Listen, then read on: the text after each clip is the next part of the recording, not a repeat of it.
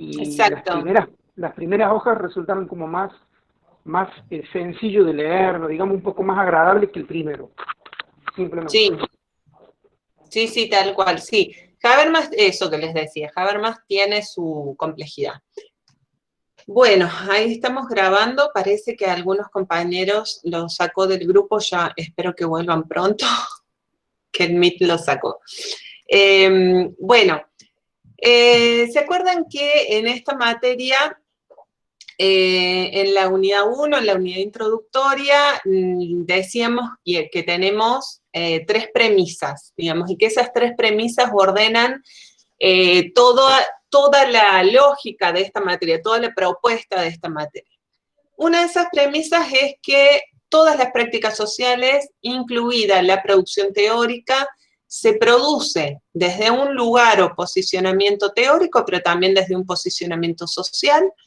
Por eso nos interesa cuál es ese lugar de producción de la práctica teórica que tienen cada uno de los autores, y siempre comenzamos hablando también de ellos, digamos, de su posición y trayectoria social, además de su posicionamiento teórico.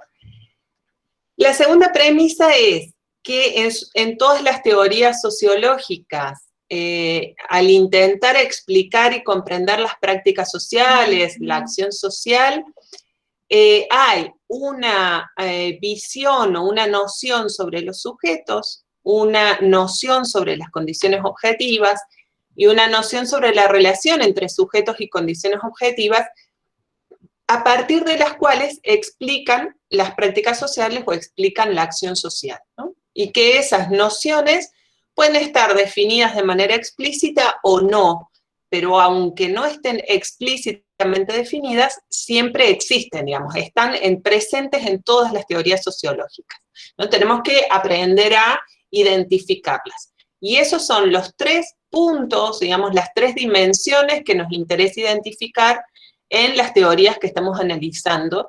Entonces no vamos a estudiar toda la teoría de cada autor, sino y tratar de identificar estas 3 dimensiones. Y, por lo tanto, cómo comprenden y explican las prácticas sociales y la acción social, digamos, serían las 4 dimensiones. Y nuestro tercer supuesto, nuestro tercer eje es que toda intervención social es una teoría de la acción puesta en acción. Es decir, que incluso la intervención política implica una teoría sociológica que es puesta en acción, ¿no? Es decir, que toda intervención política, todo programa, plan de gobierno, o no solo de gobierno, también de organizaciones sociales, de instituciones, etcétera, tiene implícita una teoría sociológica y por lo tanto tiene implícita una visión sobre los sujetos, una visión sobre las condiciones objetivas y una visión sobre la relación entre sujetos y condiciones objetivas. Entonces, también nos interesa tener claridad para identificar de manera reflexiva cuáles son esas nociones que siempre en los programas que implican transformación de lo social, ya sea una gran transformación como una pequeña transformación, digo, desde hacer la revolución hasta modificar los hábitos de higiene en una población, digo, cualquier programa que implica, que busca un cambio de lo social, por más grande o más chico que sea, tiene implícitas estas nociones sociológicas. Y es importante para el éxito de ese plan clarificar la coherencia entre esas nociones sociológicas. ¿Sí? Bien, decíamos que esos son nuestros 3 supuestos, esto es lo que vimos en la unidad 1. En la unidad 2 vimos teoría de la acción racional, nos detuvimos especialmente en la propuesta de Jon Elster. Jon Elster es noruego y la teoría de la acción racional en general, digamos, los grandes contribuyentes de esta teoría han sido en general varones blancos y de países centrales, sobre todo para países anglosajones, pero también nórdicos, como el caso de Elster. Digo, pensando en el lugar de producción de esta teoría. En cómo piensan la acción social y cómo explican la acción social, sabemos que en la teoría de la acción racional hemos visto que lo que explican es la acción racional, no todo el otro conjunto enorme y mayoritario de la acción social que no es racional y que no es consciente. Y a la acción racional la explican a partir de un sujeto, que es un sujeto individual, un sujeto que es racional, que es consciente o desarrolla su acción de manera consciente, que tiene deseos, diríamos en términos de Elster, y tiene creencias sobre cuáles son sus oportunidades. Ese concepto de oportunidades es como Elster conceptualiza las condiciones objetivas, ¿no? Los sujetos se encuentran con oportunidades de acción sobre las cuales reúnen cierta cantidad de información en base a las cuales fundan sus creencias. Y ese sujeto toma una decisión consciente de elegir el mejor medio para alcanzar su deseo. Esto en situación ideal de la acción racional, pero decimos también, hay un montón, y con Elster, hay un montón de situaciones no ideales, digamos, un montón de situaciones en que no es posible alcanzar el óptimo, sino que se buscan subóptimos, ¿no? Algo que es bueno o bastante bueno, pero que no es lo mejor dados nuestros deseos, dice Elster, que esto suele suceder sobre todo en situaciones de interacción. Bien. Y esto con respecto a nuestro segundo eje, ¿no? de análisis en la materia. Y con respecto al tercer eje, a la intervención política, le decíamos justamente que la teoría de la acción racional es una teoría que más que explicativa, más que explicar las prácticas sociales, es una teoría normativa. Porque lo primero que hace la teoría de la acción racional, para poder entender la acción racional, es preguntarse o definir qué es lo que va a considerar racional y qué es lo que no va a considerar racional. Y con ese ideal normativo compara la acción de los sujetos para definir si fueron racionales o no, y por lo tanto si son explicables por esta teoría o no. Por eso decíamos que es una teoría instrumental y es una teoría normativa. Y que por eso mismo es que, más que para entender por qué los sujetos hacemos lo que hacemos, esta teoría suele servir para pensar programas de cambio, programas de intervención, ¿no?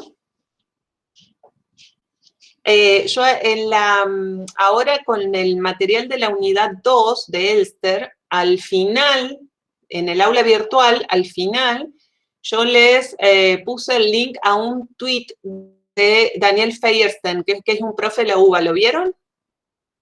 ¿Alguien lo vio? Bueno, fíjense, en el aula virtual, al final, puede ser, Camila de Lorenzo dice que lo vieron. Bueno, buenísimo. Al final, porque les avisaba porque quedó medio perdidito entre todas las cosas que hay en la unidad, pero en el último punto del aula virtual de esa unidad, y ese tweet es interesante, y además a partir de ese tweet a Feierstein le hicieron un montón de notas. Ahora fue una pequeña celebridad en los medios en los últimos días, porque él se pregunta por qué están funcionando mal, o cuáles serían las razones por las que están funcionando mal las recomendaciones que hacen desde los gobiernos, pero también fuertemente asesorados por esos comités de epidemiólogos y médicos, etcétera, que los asesoran. ¿Por qué están funcionando mal? Y él dice, porque se está pensando la acción social sobre todo desde una perspectiva médica, y no están pensando o no están consultando tanto, por ejemplo, a quienes somos sociólogos. Bueno, Feierstein es sociólogo y es un especialista en genocidios, es investigador de CONICET también, pero yo les ponía eso en esa unidad porque me pareció muy interesante. Él dice que la perspectiva con la que se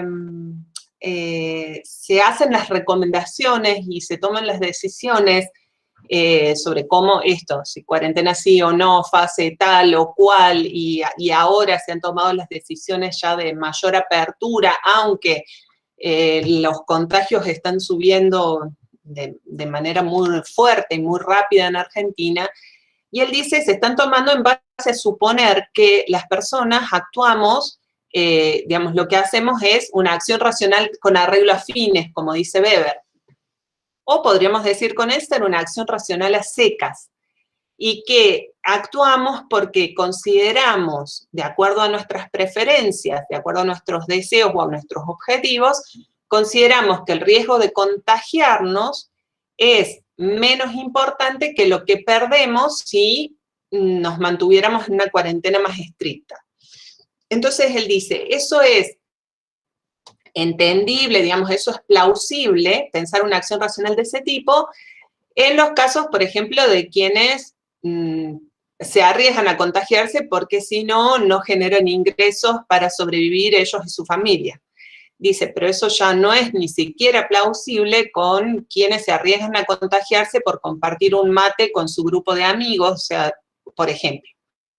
Entonces él dice, lo que se están perdiendo de vista los epidemiólogos, pero que los sociólogos conocemos muy bien, es que las personas, sobre todo en situaciones de catástrofes, de crisis muy fuertes, digo una vez más, él es un estudioso de los genocidios, no solo el genocidio argentino, sino también del nazi, por ejemplo, dice que la acción en estas circunstancias es una acción, ahí lo puso Valen, muchas gracias, es una acción muy ligada a lo emocional, a las condiciones, a lo afectivo, más que racional.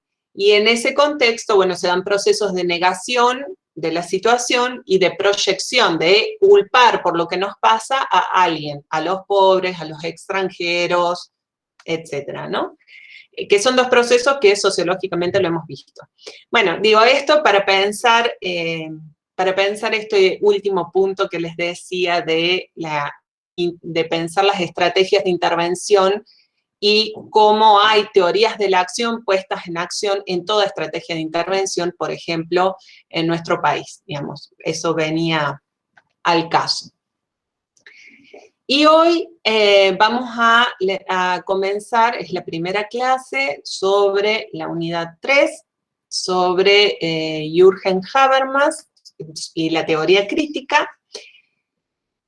Y Habermas también va a hablar de razón y de racionalidad, pero Habermas y los exponentes de la teoría crítica van a hacer críticas muy fuertes a esta idea de acción racional instrumental, ¿no? Que es la propia de la teoría de la acción racional, la que impulsa Elster.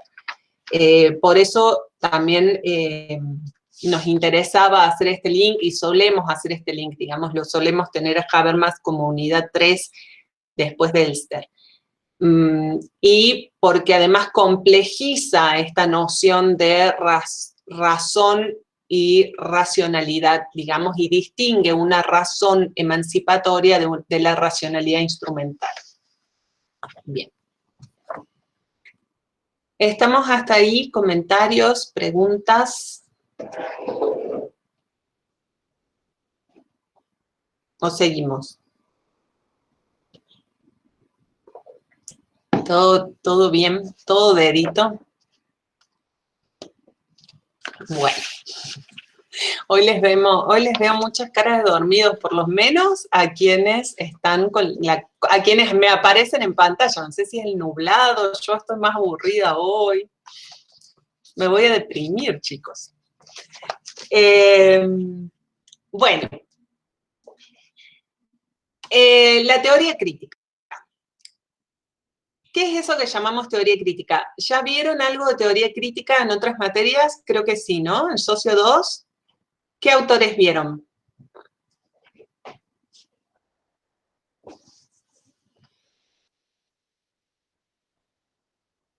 Sí, Escuela de Frankfurt. Marcuse, ¿quién más? No, Parsons no es teoría crítica. Uy, Adorno, Marcuse, sí. Perfecto. Honneth, bien, Honneth es más contemporáneo. Horkheimer, perfecto. Fromm también, pero es más contemporáneo. Ah, ok, que era opcional. Bien. ¿De Habermas vieron algo? O sea, ¿tuvieron textos de Habermas ya en Socio 2? Ah, los vieron como al pasar. Ok. Ah, perfecto. Bien. No, porque otros años no tenían, digo, ¿será que este año no le consulté a la profe? Di por sentado que seguía con el mismo programa. Bien.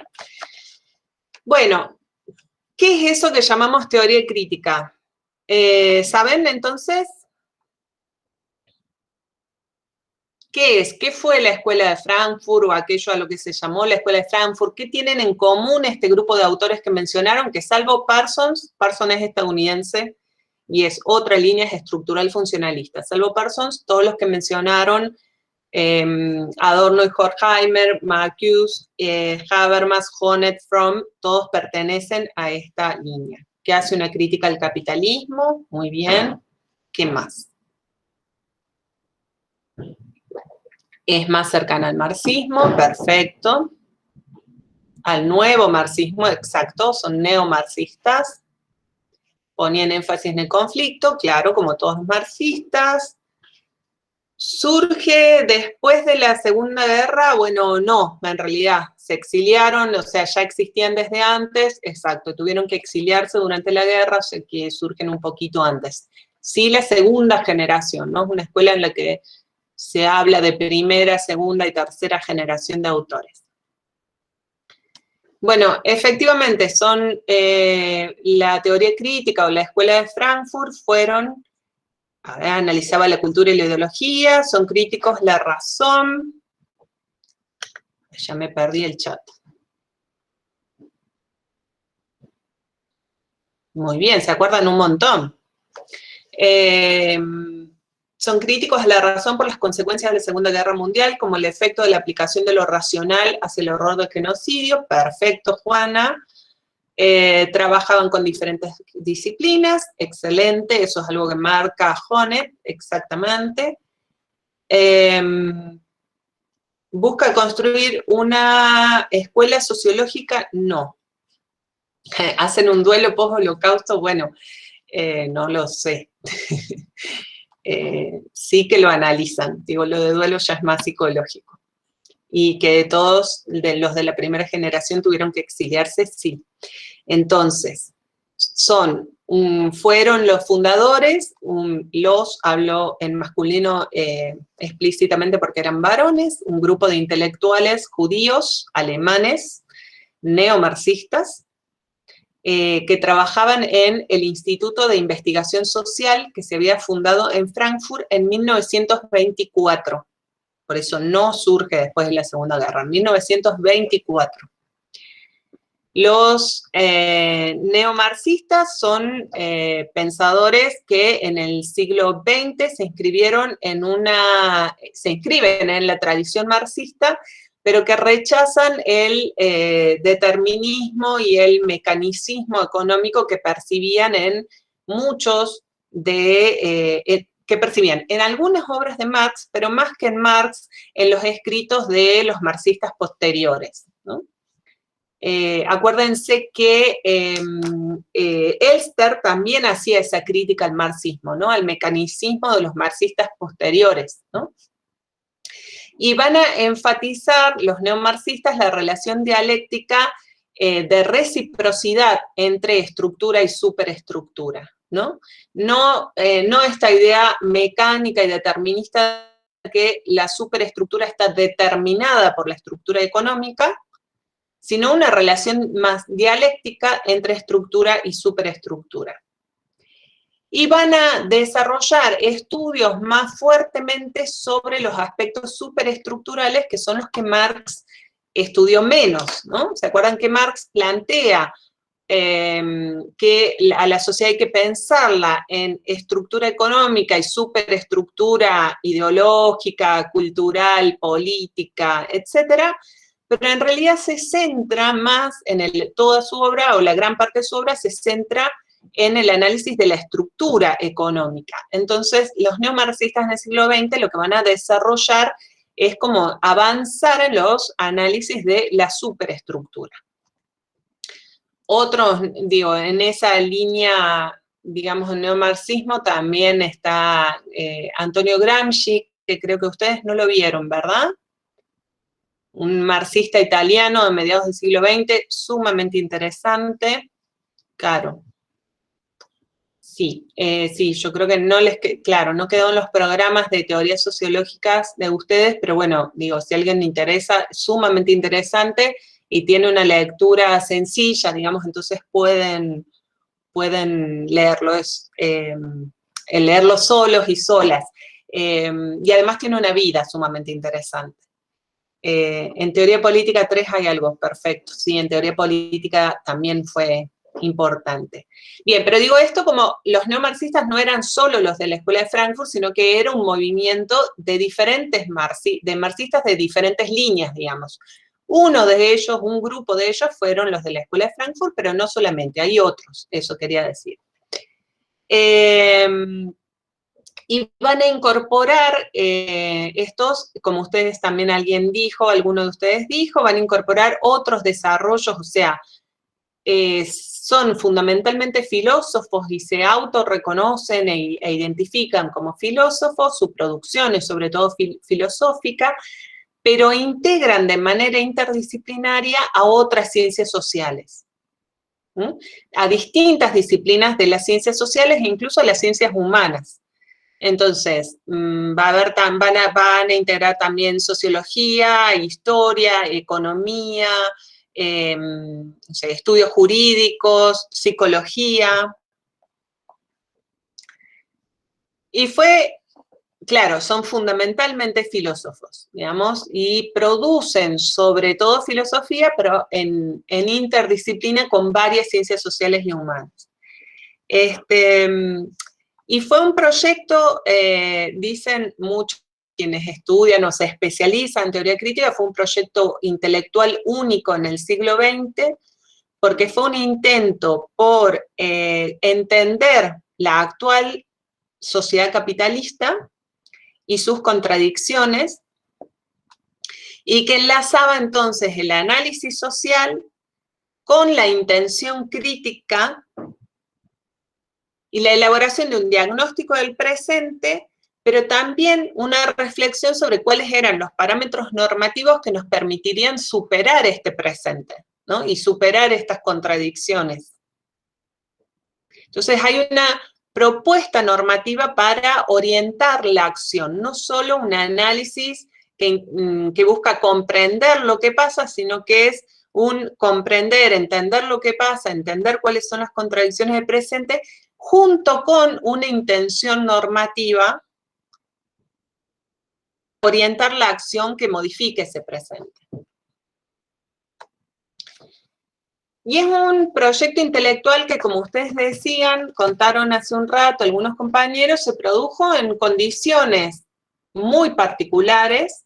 Digo, esto que decíamos de cuáles son las condiciones en que se producen las teorías no surgen de un repollo, sino como toda práctica social se producen en determinadas condiciones que además las influyen muchísimo, y que influyeron muchísimo también en las preguntas que se formularon. Digamos, las teorías en general lo que tratan es de responder determinadas preguntas, ¿no? Algunas problemáticas centrales que son la obsesión de esa teoría.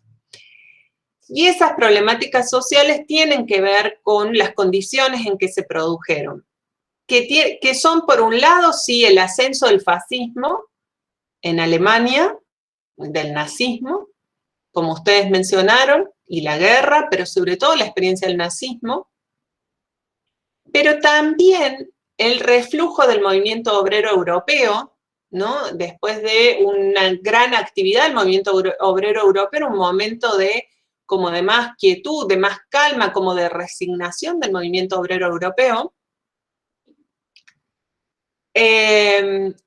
Las tendencias autoritarias en las sociedades del capitalismo tardío o más avanzado, por ejemplo, en la propia Alemania,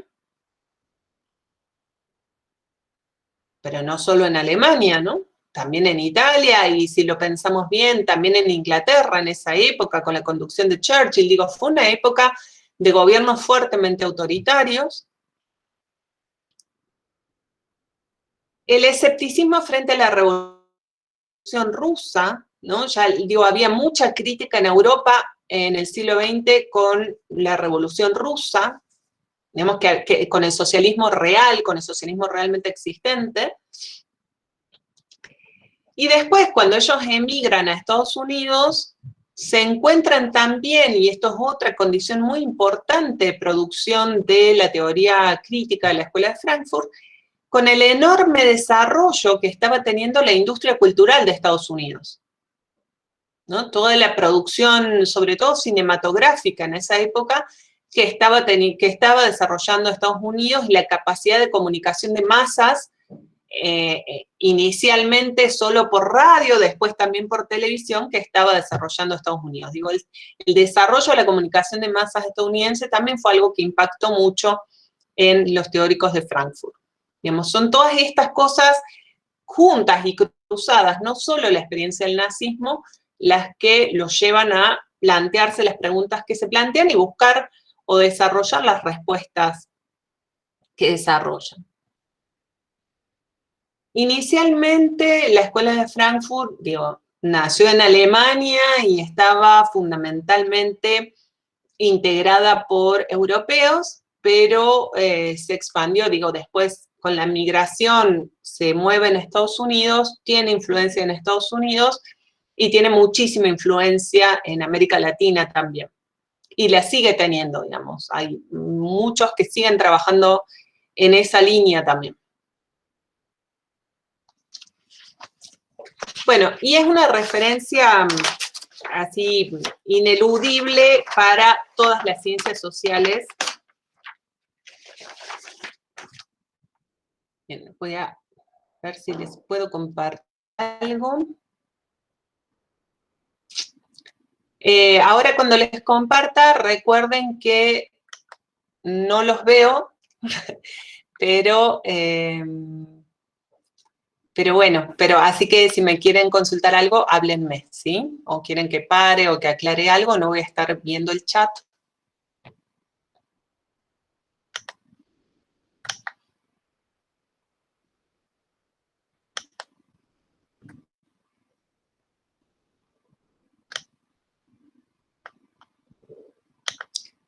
Bien.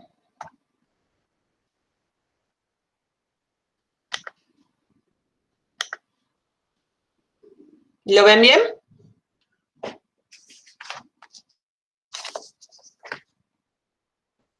Sí, Sole. Bueno, gracias. Bueno, ¿cuál fue la preocupación central de la teoría crítica? Yo les decía que todas las teorías tienen así como un problema, como un nudo central, ¿no? Algo que es lo que más les interesa desentrañar.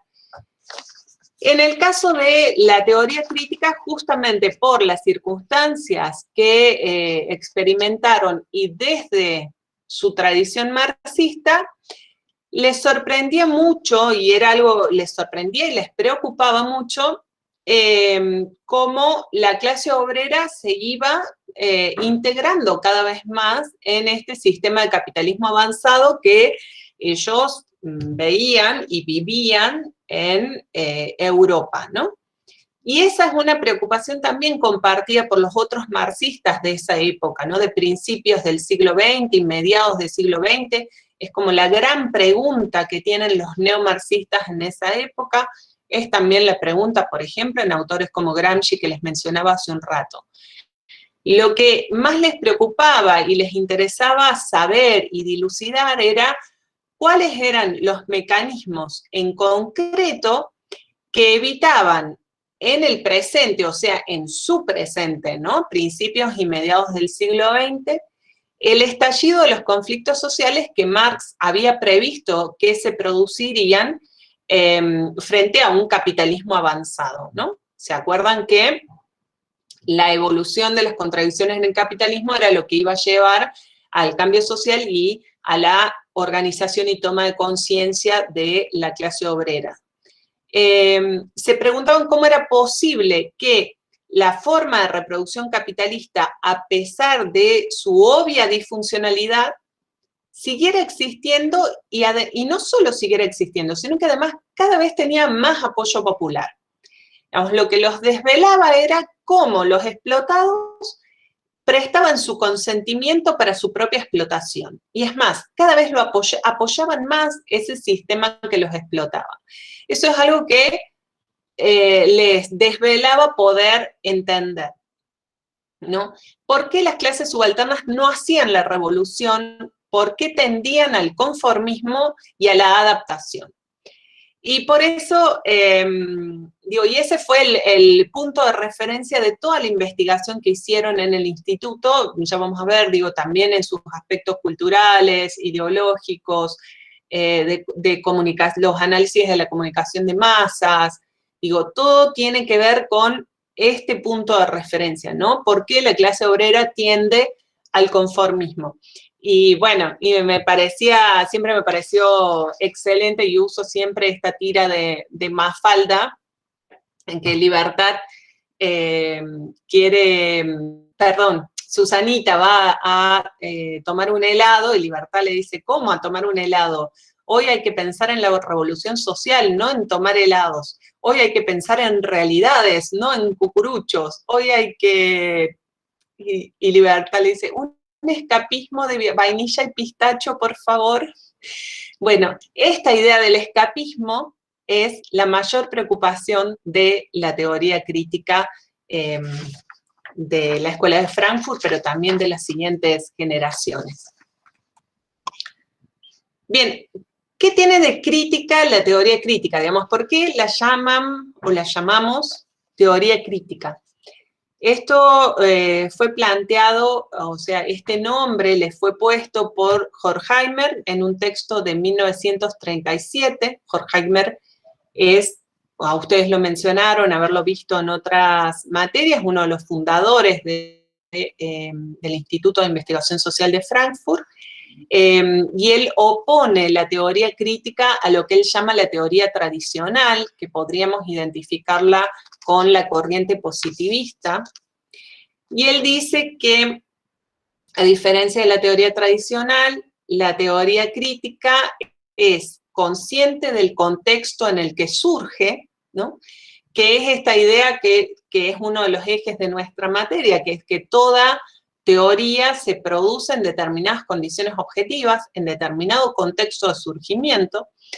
Entonces dice la teoría, esta es una teoría que es consciente del contexto en el que surge, que se sabe a sí misma parte de esa realidad que pretende describir, es decir, no se piensa fuera de ese contexto, sino que se piensa como parte de ese contexto que intenta describir, que es consciente también del contexto de aplicación práctica de esa teoría, esta idea que yo les decía, digamos, que ellos eran conscientes de este otro eje, que es también eje de esta materia, que es toda teoría tiene un contexto de aplicación práctica. Eso se hace de manera explícita o implícita, pero se hace. Entonces, decían, nosotros también somos conscientes de que al pronunciar, digamos, al desarrollar estas teorías, estamos también incidiendo en esa realidad que describimos, porque somos parte de esa realidad y como actores producimos algo que va a tener impacto práctico también. En cuarto lugar, es una teoría que se posiciona de manera no neutral frente a la realidad social que estudia, es decir, una teoría que asume una posición normativa, una posición de cuál es el tipo de sociedad que debería ser, cuál es el tipo de sociedad que les interesa, cuál es el tipo de sociedad que buscan o a la cual quieren aportar, ¿no? No neutrales, no asépticos, no fuera de esa realidad, sino que asumen los valores que fundan su teoría, cuál es la ética de esa teoría. Y en quinto lugar, y por lo tanto, es una teoría que busca ayudar a construir el mundo que pretende, ¿no? Es una teoría que está comprometida con la abolición de la dominación, es una teoría que asume su obligación de ayudar a los oprimidos, de ayudar a las clases explotadas a buscar la emancipación. Y en sexto lugar, es una teoría que asume activamente su historicidad y pretende participar de y servir a la praxis histórica, ¿no?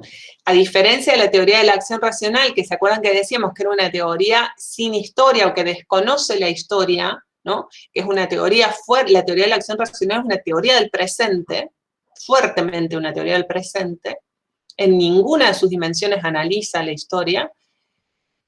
La teoría crítica es una teoría que asume, no solo que asume la historia y hace un análisis histórico permanentemente, sino que se sabe parte de esa historia y se sabe un actor de esa historia, ¿no? Desde su especificidad de producción histórica, se sabe un actor de esa historia y que busca aportar a que la historia vaya en determinado sentido, ¿sí?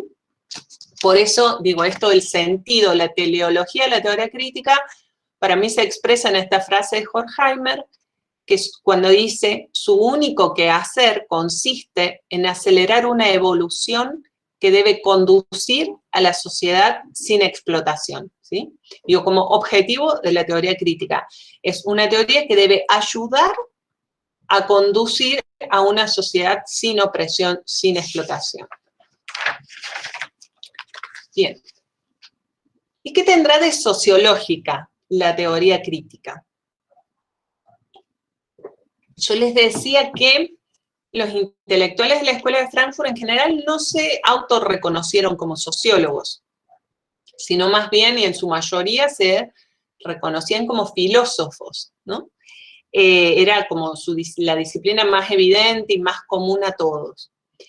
Y hay quienes discuten que apliquemos la teoría crítica o que la incluyamos dentro de las teorías sociológicas.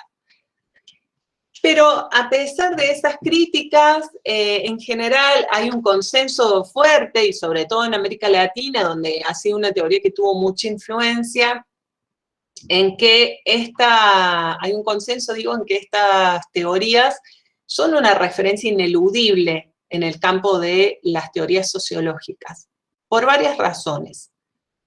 Por un lado, porque dialogan no solo con los autores clásicos de la sociología, ustedes van a ver permanentemente referencias a Marx, a Durkheim y a Weber, muchísimas, todo el tiempo, sino que también dialogan con un importante grupo de los autores contemporáneos, y contemporáneos a esa producción teórica, ¿no? Por ejemplo, en Habermas hay referencias a Parsons, y Parsons no es de la teoría crítica, ¿no? Parsons es un estructural funcionalista parado en otra vereda teórica totalmente, y hay muchas referencias, por ejemplo, a Parsons, o a Schutz, o a Goffman, o a otros autores contemporáneos. Por otro lado, las teorías críticas, su preocupación central, como les decía, son las sociedades de su tiempo, y algunos, como Habermas, proponen también un concepto explícito de sociedad, digamos, o sea, en todas las teorías hay una preocupación sobre lo social, en todas las teorías críticas, pero algunos autores, como lo vamos a ver en Habermas, además definen qué es la acción social, según Habermas, y también definen qué es la sociedad, según Habermas. O según otros, digo, pero vamos a ver a Habermas. Y además, y en tercer término, digo, las teorías críticas son, o sea, me parece importante, o nos parece a quienes compartimos este consenso, incluirlas entre las teorías sociológicas, porque plantean esta relación especial entre ciencias sociales, sociología en particular, y filosofía, ¿no? Según ese proyecto original que había planteado Horkheimer al fundar la escuela con este texto de 1937, que es como el manifiesto inicial de la escuela, ¿no? Y este planteo de una metodología interdisciplinaria, esta búsqueda de renovar el marxismo, y esta búsqueda también de un anclaje de la filosofía o una articulación de la filosofía con metodologías más empíricas y analíticas que provienen de las ciencias sociales, en la búsqueda de comprender de manera más cabal el presente histórico, digamos, y en el reconocimiento de que la filosofía ya no se basta a sí misma, sino que necesita de las ciencias sociales, ¿sí? ¿Estamos hasta ahí?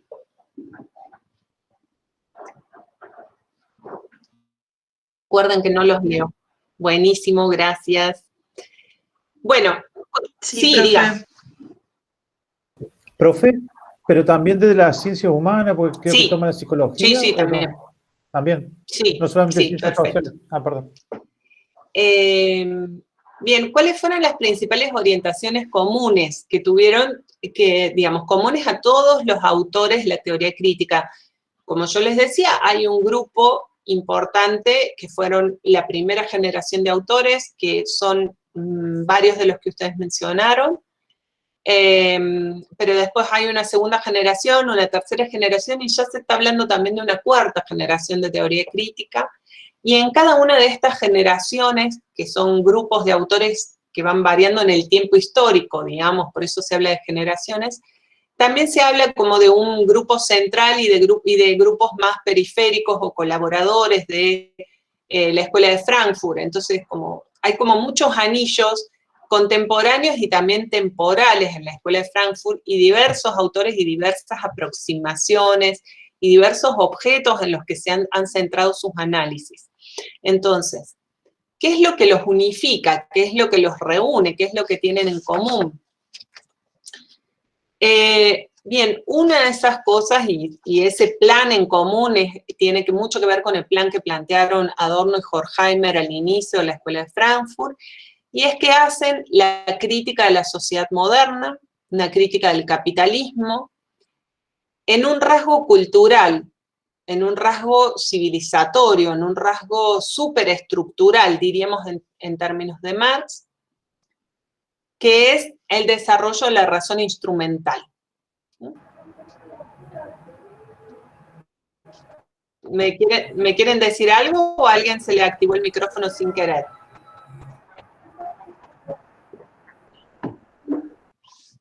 Gracias. Consideran que la racionalidad es el desarrollo más importante del mundo moderno, ¿no? De la edad moderna, a partir de la edad moderna, ¿no? Una vez superada la edad media y la edad antigua. Y en esa racionalidad van a diferenciar lo que ellos llaman la racionalidad formal, que es esta racionalidad al estilo de la teoría de la acción racional, ¿no? Que se define por la adecuación de los medios más eficientes para cualquier propósito, pero que es una racionalidad centrada en los medios y como desresponsabilizada de sus fines, ¿no? Y a esa racionalidad la van a relacionar con lo que ellos llaman el pensamiento tecnocrático, un pensamiento que va a servir, dicen ellos, a las fuerzas de dominación, digamos, va a servir a las fuerzas de dominación dentro del modo de producción capitalista. Y van a diferenciar esa racionalidad formal, instrumental, tecnocrática, de lo que ellos llaman la razón. Cuando hablan de la razón, están hablando de la razón emancipatoria, de una razón liberadora, de lo opuesto a la racionalidad que sirve a la dominación, de una razón que es la gran esperanza de la sociedad moderna y contemporánea, que implica la valoración de los medios en términos de valores humanos fundamentales. Por eso contribuye a la emancipación, porque los medios tienen valor en la medida de los fines que sirven a alcanzar, ¿sí? No está desentendida de sus fines, sino que el fin es un fin emancipatorio basado en valores humanos fundamentales. La Escuela de Frankfurt es una escuela profundamente humanista. Entonces, critican la razón instrumental, digamos, la crítica a la sociedad moderna se funda en esa crítica a la razón instrumental o a la racionalidad instrumental, porque es una razón que, lejos de emanciparnos, como había prometido inicialmente, digamos, como era el ideal del iluminismo en la Edad Moderna, se convirtió en algo, dicen los teóricos de Frankfurt, que algo que no podemos manejar, que nos convirtió como en engranajes de una maquinaria como fue la maquinaria del nazismo. ¿No? Piensen, por ejemplo, que este tipo de razonamiento se está produciendo cuando también, después de la Segunda Guerra Mundial, se producen los juicios a los jerarcas nazis, los juicios de Nuremberg, y cuando se escuchan en los juicios, digo, como también muestran sobre textos como los de Hannah Arendt, que son maravillosos en ese sentido, digo, durísimos pero maravillosos, digo, como ese texto sobre la banalidad del mal que tiene, que muestran cómo burócratas, empleados comunes y corrientes, digamos, o sea, fueron parte o se convirtieron en parte de ese engranaje asesino, en parte fundamental de ese engranaje que asesinó a millones de personas, ¿no? Entonces, cómo el mal pasa a ser banal, digamos, el mal, los ejecutores del mal no eran monstruos que no tenían relación o vínculos con la sociedad, o seres humanos fuera de lo común, sino que al contrario, eran seres humanos sumamente comunes y corrientes que puestos en determinadas circunstancias eran capaces de cometer atrocidades, ¿no? Entonces eran parte de un engranaje, eran parte de una maquinaria. Hay uno de esos juicios, no me sale el nombre de jerarca nazi, pero es sumamente conocido, que tal vez alguno de ustedes se acuerde, en que él decía, yo no asesiné a nadie, yo lo único que hacía era poner gente, verificar que la gente se subiera a un tren, ¿no? A un tren que conducía a los campos de exterminio, ¿no? Pero digo, ese tipo de cosas, digamos, estaban sucediendo en la sociedad en la que, en las sociedades en las que estos teóricos estaban produciendo esta idea. Entonces decían, la racionalidad que, como dijo Weber, entre otras cosas, es la base de la organización del sistema burocrático, digo, el mal, en esa época el nazismo en particular, también fue una enorme maquinaria burocrática, digamos, pensada según esa racionalidad técnica e instrumental, con un fin en el que los sujetos fueron parte de ese engranaje, ¿no? Entonces dice, bueno, nos convierten en engranajes de una maquinaria. Y en su texto, La dialéctica de la ilustración, Adorno y Horkheimer sostienen que la ilustración se destruye a sí misma al perder otra idea de razón que no sea la razón técnica. En eso reside la tragedia de la modernidad. La escuela crítica cree que en la vida moderna abunda esta irracionalidad de la racionalidad, ¿no? De la racionalidad formal. Porque dicen, es irracional que un mundo racional destruya a sus propios individuos. Es irracional que la paz se mantenga con la amenaza permanente de la guerra. Piensen en que esto también lo escriben en la experiencia de la Guerra Fría.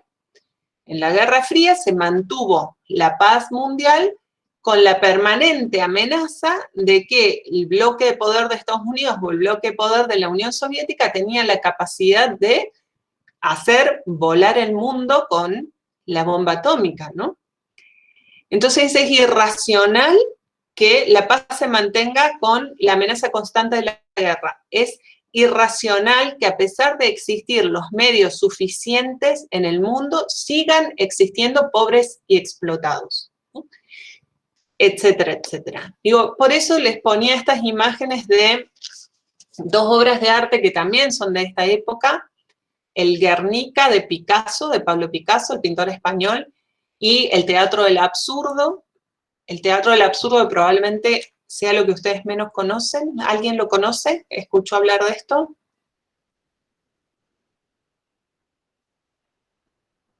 ¿Nadie? Bueno, el teatro del absurdo es un estilo literario también de escritores de teatro que surge en la posguerra, en Europa. Uno de sus exponentes es Ionesco, un autor francés, pero hay muchos otros, que lo que hace, si ustedes leen las obras, son obras que en lo formal siguen.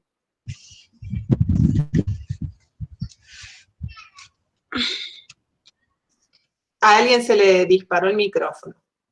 Decía que en lo formal siguen la estructura formal de una obra de teatro, pero que en el contenido es absolutamente absurdo. O sea, hay diálogos que nada tienen que ver una cosa con la otra, digamos, y lo que quieren reflejar es justamente la pérdida del sentido, la ruptura de todo sentido, de toda razón, en el sentido de razón emancipatoria, en esa sociedad de la guerra y de la posguerra, ¿no?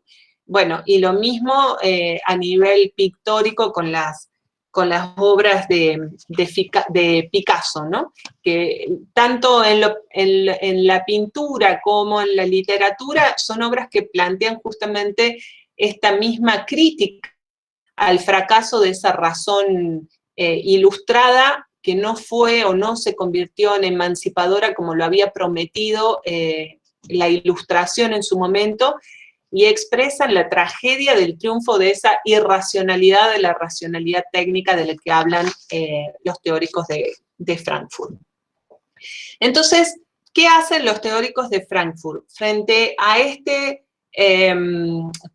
digamos, desde esta perspectiva? Lo que hacen es reorientar su crítica a la dominación, pero a nivel individual y cultural, ¿no? Eso que decíamos al principio, ya van a poner énfasis en los aspectos superestructurales, entonces en lo ideológico, en lo cultural, en lo político, y también en lo subjetivo, en lo individual, en lo que es interno a los sujetos, y de ahí también, por ejemplo, los aportes de Erich Fromm desde la psicología con esta perspectiva crítica.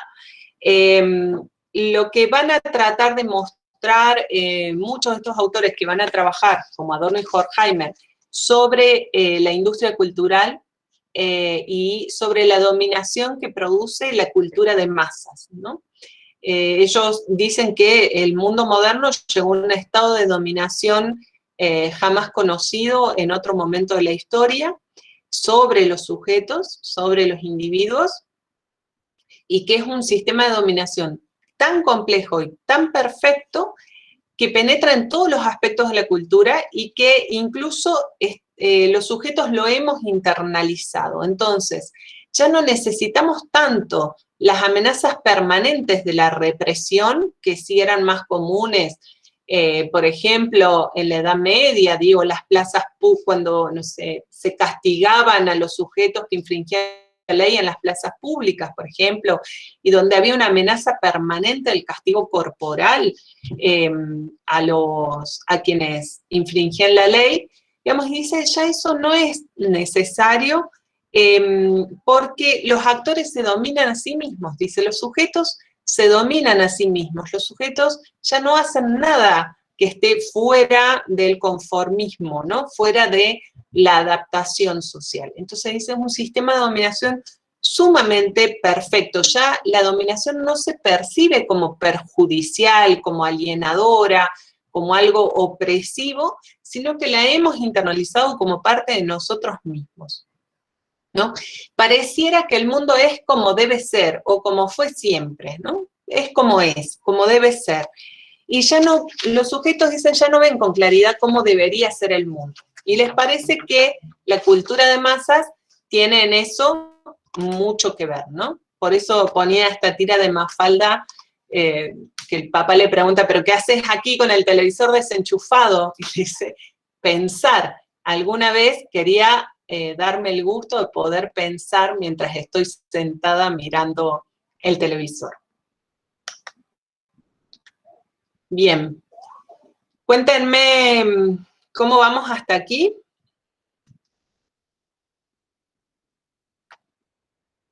Profe, yo tengo una duda. Sí. Me da una duda esto de pensar a la escuela de Frankfurt o a estos autores de la teoría crítica desde su cuestionamiento al marxismo más determinista, digamos, pensándolo desde las lógicas mecanicistas, quizás de la economía o del curso de la sociedad, pero como que incluso dentro de su teoría en esto de pensar al lugar del sujeto como si estuviera dentro de un engranaje, utilizando como esa metáfora, ¿no? En relación al nazismo, o dentro de una maquinaria, o incluso esta cita de Horkheimer que pensaba a la sociedad en términos evolutivos para llegar a la utopía científica, socialista, digamos, pero digo, como esos dos términos, pensando la evolución, pensando el sujeto dentro de un engranaje, me siguen remitiendo bastante a ese tipo de marxismo más determinista, digamos, entonces como que por ahí me cuesta definir entonces cuál es el lugar del sujeto en esta teoría. Sí, Juana, tal cual, digamos, de hecho, digamos, toda esta, hice mucho énfasis sobre todo en este texto de Horkheimer y Adorno, que Horkheimer y Adorno tienen mucho todavía de estas cosas que vos marcás, digo, como mucho más cercanos al marxismo tradicional, pero fíjate que siguen están poniéndole énfasis, incluso ellos, digo, esto es algo que se complejiza y se suaviza mucho más en las otras generaciones, ya vamos a ver que Habermas tiene otro tipo de planteo, Fromm, si lo han leído, tiene otro tipo de planteo, pero siguen teniendo esto en común, están poniendo el eje en el análisis superestructural. O sea, Adorno y Horkheimer, por ejemplo, son los creadores del concepto de industria cultural y hablan de industria cultural en singular, no hablan de industrias culturales como se habla hoy en día, digamos, muchos herederos de esta tradición crítica hablan de industrias culturales, en su momento hablaban de industria cultural en singular porque ellos todavía pensaban que había, bueno, que era una producción ideológica de las clases dominantes, entonces que todas lo que ahora llamamos industrias culturales abonaban o colaboraban a la diseminación de la misma ideología, ¿no? Creo que la diferencia es esa, están haciendo o poniendo énfasis en el análisis de aspectos supraestructurales y tratando de entender a partir del análisis de la cultura de masas cómo la cultura de masas ayuda a que los sujetos internalicen la dominación. En el programa Adorno y Horkheimer es sobre todo eso, entonces no hay tanto énfasis en los sujetos individuales de manera explícita, pero esa es la búsqueda que está por detrás, digamos, ellos analizan la cultura de masas porque creen que ahí hay una clave para entender por qué internalizamos la dominación. Y piensen que hoy en día, con todas las discusiones que estamos teniendo ya desde hace varios años en Argentina, pero ahora en particular, por ejemplo, en este contexto de pandemia y de las medidas de distanciamiento y demás, cómo sigue dando vueltas, ¿no? Esta discusión sobre cuál es el nivel de influencia de la industria cultural, como la llamaban ellos, en la dominación de los sujetos, en la dominación internalizada, digamos, y en qué es lo que los sujetos hacemos o dejamos de hacer sin cuestionarnos lo que estamos consumiendo, ¿no? Este debate que ellos plantearon en un texto, a partir de un texto del año 37 del siglo XX, o sea, ya hace casi 100 años, sigue estando vigente ahora. Pero van en esa línea. Fíjate que el determinismo es, el mecanicismo marxista es sostener que los aspectos supraestructurales se determinan o están determinados por los aspectos económicos. Y eso es algo que ellos no están diciendo. O sea, en eso hay una evolución. Ellos están diciendo al contrario, están diciendo acá la industria cultural que es supraestructural está teniendo un papel sumamente importante que el marxismo no vio. Digamos, que el marxismo anterior no está viendo. ¿Sí?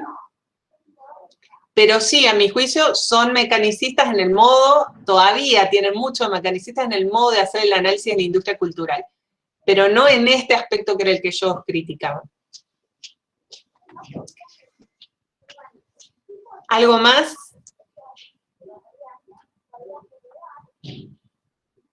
¿Estamos bien hasta acá?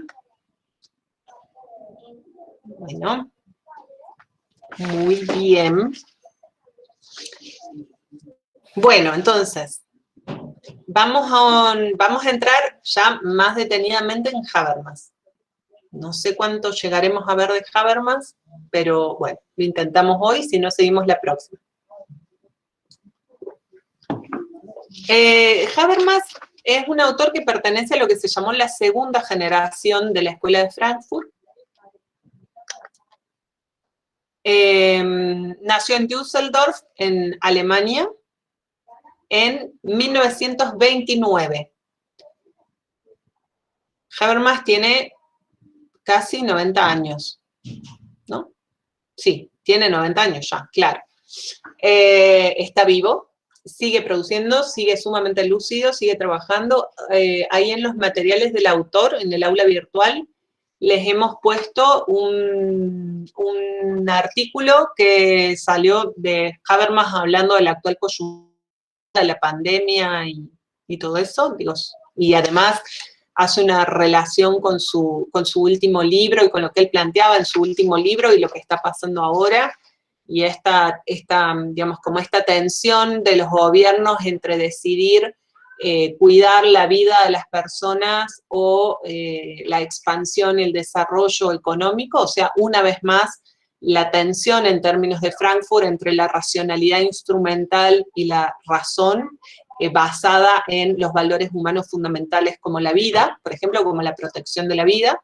Entonces digo, piensen esto, estamos hablando de la teoría crítica, ya está pronta a cumplir 100 años, en 1924 se fundó el Instituto de Investigación, o sea que ya en 4 años más se cumplen 100 años la fundación de la Escuela de Frankfurt, y seguimos, los grandes debates de nuestro tiempo siguen entre esa tensión entre la racionalidad instrumental y una razón basada en la protección de los valores humanos fundamentales, ¿no? Bueno, eso recupera Habermas en esa nota que les compartimos ahí en el aula virtual. Bueno, si nace en 1929, eso quiere decir que durante la Segunda Guerra Mundial, o sea, entre el 39 y el 45, cuando los fundadores de la Escuela de Frankfurt se exiliaban sobre todo primero a otros países europeos y después a Estados Unidos, Habermas era niño y adolescente, digamos, ¿no? Era pequeño todavía. Habermas estudió filosofía, historia, psicología, literatura y economía en 3 universidades alemanas, en Gotinga, Zúrich y Bonn. En 1954, cuando tenía 25 años, defendió su tesis doctoral. La tesis doctoral no ha sido publicada, digo, a diferencia de otros autores. Y bueno, y cuando estudiaba se hizo amigo de Karl Otto Appel, que sigue siendo su amigo hasta hoy en día, y bueno, que es otro de los grandes teóricos también de la Escuela de Frankfurt. Un poquito antes, o sea, un año antes de recibirse de doctor, publicó su primer artículo, que fue un artículo en el que criticaba a Heidegger y se llamaba Pensar con Heidegger contra Heidegger. Digo, algo que es recurrente en los autores, no es algo que van a ver en Bourdieu también. Aparece mucho esto de pensar con un autor contra ese autor, como formulándole la crítica al autor desde su propia perspectiva. En los años siguientes a doctorarse, entre el 54 y el 59, fue ayudante y colaborador de Adorno, justamente el fundador de la Escuela de Frankfurt, en el Instituto de Investigación Social de Frankfurt, en la Escuela de Frankfurt. Y en 1960 defendió su escrito de habilitación. Digo, hay muchas universidades del mundo, bueno, entre ellas las universidades alemanas, en que para ser profesor en una universidad, no es como nosotros que tenemos un concurso con presentación de antecedentes y una clase pública, ellos tienen que presentar un escrito original, digamos, desarrollar un trabajo original para que es evaluado y según eso le dan la plaza o no. Bueno, su escrito de habilitación fue sobre las transformaciones estructurales de la esfera pública.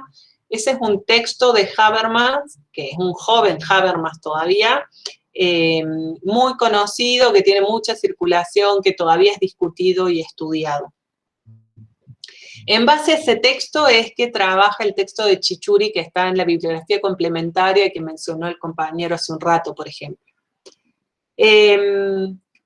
Bueno, Habermas trabajó, o sea, dio clases en la Universidad de Frankfurt, después salió de la Universidad de Frankfurt, dio clases en fue director de otro instituto alemán muy importante que se llama el Instituto Max Planck, y después volvió a la Universidad de Frankfurt. Y ahí se quedó hasta su jubilación en el año 1994, pero como les digo, es una persona que sigue súper lúcida, produciendo un montón e interviniendo además en la vida pública. O sea, van a encontrar conferencias de él relativamente actuales, hay entrevistas de él, muchas traducidas al español, publicadas sobre todo, por ejemplo, en diarios como El País de Madrid, en español. Bueno, nosotros en los materiales les hemos puesto una entrevista no sé si creo que es del 2014, y esta entrevista de este año sobre la pandemia, ¿no? Bueno, uno de los libros que vamos a trabajar, como dijo el compañero hace un rato, tienen 2 textos en la bibliografía. Uno de los textos es de este librito, de Teoría de la Acción Comunicativa, Complementos y Estudios Previos.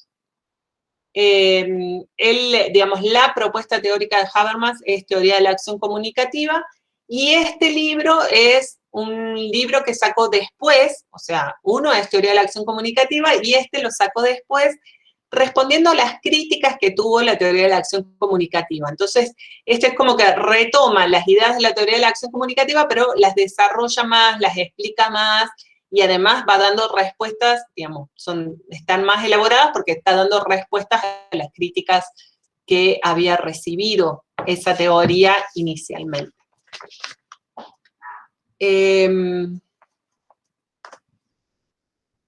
Bien, lo que vamos a hacer es, en estas clases sobre Habermas tiene una producción inmensa. Fíjense, miren, el grosor de este libro, con letras pequeñitas y poco espacio, y estos son los complementos. O sea, la teoría de la acción comunicativa es mucho más grande que esto, o sea, la teoría original es mucho más grande que esto, por eso Habermas es sumamente prolífico. Entonces lo que hemos hecho es un recorte de lo que consideramos los aspectos más sociológicos de la producción de Habermas, y es cuál es su idea de la acción, o sea, cómo define la acción social. Entonces nos vamos a centrar en esta idea de acción comunicativa, que es su propuesta teórica sobre la acción. Después vamos a trabajar sobre su noción de sociedad, de cómo define la sociedad. Yo les decía, Habermas es uno de los autores de la Escuela de Frankfurt que hace una definición explícita de la sociedad, y también un diagnóstico de la sociedad de su tiempo.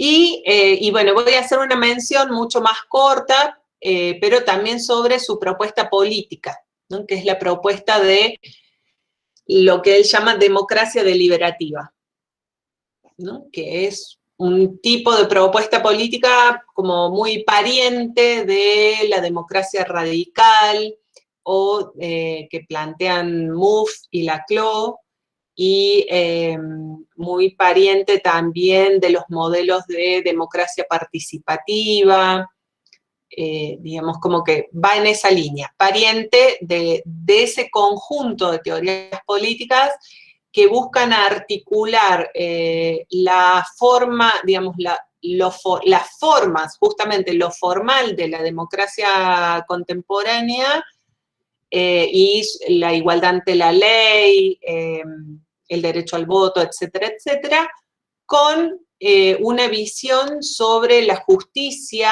y sobre la justicia social y sobre la equidad es decir, en términos de cómo articular libertad e igualdad sustancial, digamos. Esa es como la idea de fondo, y eso es lo que la hermana también en el proyecto político, lo hermana con estas otras propuestas como las de Laclau, Mouffe, Barber u otros autores de teoría política. Bien, esos son nuestros 3 ejes. Vamos a ver si hoy alcanzamos a plantear el primero sobre acción comunicativa. Bueno, Habermas lo que va a hacer es recuperar la crítica a la racionalidad instrumental del capitalismo que habían hecho sus antecesores, que habían hecho Adorno, Horkheimer, Marcuse, con esta crítica, esta racionalidad que pone el acento en los medios, ¿no? Al estilo de la acción racional con arreglo a fines de Weber, o la teoría de la acción racional de Elster. Pero Habermas va a evaluar que ese diagnóstico trágico que hacían sus antecesores en la Escuela de Frankfurt no estaba dejando lugar para la posibilidad de una ética normativa, ¿no? Desde la cual pensar la emancipación. Es decir, lo que percibía o evaluaba Habermas es que sus antecesores habían hecho un excelente diagnóstico, profundamente trágico, pero que a ese diagnóstico le estaba faltando una propuesta normativa para orientar la acción hacia la emancipación. Es decir, él pensaba que les faltaba una definición de esa racionalidad, de esa racionalidad de nuevo tipo, de esa razón emancipatoria sobre la cual basarse para fundar su crítica, pero también para pensar otro futuro posible, otra sociedad posible. Entonces, la preocupación de Habermas, el interés de Habermas era proveer a la teoría crítica de un fundamento normativo. Y ese es su proyecto teórico y su proyecto político también, es reconstruir la teoría crítica a partir de una reconstrucción de la modernidad o de la razón moderna, ¿no? O de plantear otra idea sobre la razón. Él trata de mostrar, Habermas, por qué tenemos que pensar que hay otro mundo diferente y mejor que este. ¿Cómo podemos fundar la posibilidad de que existe otro mundo diferente y mejor que esto que estamos viviendo? Y al mismo tiempo, ¿cómo fundar la crítica que le hacemos al presente? ¿No? Entonces, es un proyecto de búsqueda de fundamentos teóricos y políticos para sustentar tanto la crítica social como la idea de un cambio posible, ¿no? Como la búsqueda de fundamentos teóricos y políticos para fundar tanto la crítica como la utopía. O sea, para decir, esto no queremos, esto no nos gusta, y las cosas deberían ser de este modo, y se puede buscar la salida de tal modo. Y lo que él hace es una respuesta al relativismo. Hoy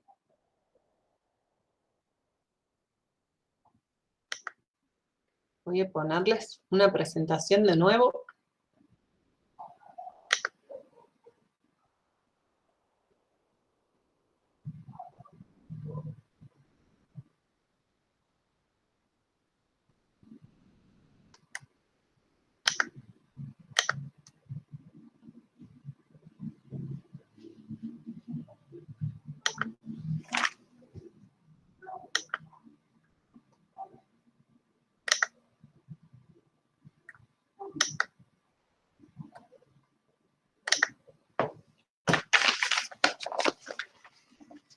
Les decía que lo que hace Habermas es también una respuesta al relativismo, ¿no? Porque, a ver, la teoría crítica no fue la única que criticó la racionalidad o el fracaso de esa idea de razón propuesta por la Ilustración, digo, y el fracaso frente a la evidencia, sobre todo de la experiencia del nazismo y de la maquinaria del nazismo, ¿no? También lo que fue criticado desde otros enfoques teóricos. Entre esos enfoques teóricos había quienes planteaban, digo, perspectivas relativistas. Esta idea de que no hay una razón, digo, la racionalidad instrumental, la racionalidad instrumental sí, pero que es una racionalidad propuesta o que fue un movimiento intelectual, político de Occidente o de los países dominantes, de los países occidentales, sino la existencia de múltiples razones y racionalidades en las diferentes culturas del mundo y que cada una tenía su propia relevancia, su propio interés, etcétera, y que debían ser respetadas a rajatabla. Digamos, esta propuesta de Habermas es también una respuesta a los relativistas. ¿Por qué? Porque él dice que si se cuestiona la idea de una razón como fundante de los acuerdos entre los seres humanos, que es como lo plantea el relativismo, digamos, no hay algo en lo que nos pudiéramos poner de acuerdo todos los seres humanos porque en cada grupo humano tenemos diferentes racionalidades o diferentes razones. Dice, el relativismo está planteando un problema práctico, que es un problema de convivencia a nivel de humanidad, ¿no? Como hay un libro de Alain Touraine, el sociólogo francés, que se llama justamente ¿podremos vivir juntos? O sea, como un interrogante, digamos. Esta es la idea de Habermas, ¿no? ¿Cómo es posible evitar la guerra si las posiciones que sostenemos los grupos humanos no tienen ningún fundamento en común? O sea, si no hay fundamento común, no hay posibilidades de diálogo. La única salida posible a los conflictos es la fuerza, es la violencia, es la guerra, ¿no? En última instancia, el exterminio del otro grupo, ¿no? Y eso es algo que a Habermas le preocupaba muchísimo. Dice, si no hay nada que los seres humanos tengamos en común, si no hay nada que tengamos en común que nos permita vivir juntos, lo único que queda es el ejercicio del poder, el ejercicio de la violencia, el ejercicio de la guerra. Y las potenciales consecuencias políticas de esta idea del relativismo, que en principio nos puede resultar muy cara, sobre todo en países que no somos occidentales, como en Latinoamérica, o en países subalternos, digamos, en el concierto de los países del mundo, las potenciales consecuencias políticas de estas perspectivas relativistas pueden ser devastadoras, ¿no? Y esa es la especificidad teórica del planteo de Habermas, ¿no? Su idea es cómo fundar una idea de razón en un contexto en que la razón fue devastada, ¿no? Cómo fundar una idea de razón después de Auschwitz. Bueno, parte de la respuesta que da Habermas tiene que ver, digo, con la otra imagen de esta filmina, que es la de la Asamblea General de Naciones Unidas, que no casualmente se conformó después de la guerra, ¿no? Y tiene que ver con esa idea del diálogo. Bueno, y por eso Habermas considera imprescindible fundamentar justamente una vida democrática basada en el diálogo y en el acuerdo. Y sostiene que eso no solo es necesario, sino que también es posible. Y dice que hay algo de lo cual podemos tomarnos para sostener que el acuerdo entre los seres humanos es posible y que el único destino de la humanidad no es la violencia, no es la guerra, no es el subyugamiento, o sea, no es el único, al menos, porque él observa que en las estructuras del lenguaje, es decir, más allá de los diferentes idiomas que hablemos, ¿no? Sino en la estructura del lenguaje, hay características que son universales, que están en todas las lenguas. Y en esas características, estructuras universales del lenguaje es que se basa la posibilidad de alcanzar acuerdos. Y acuerdos que sean racionales, en este sentido de la razón emancipadora, ¿no?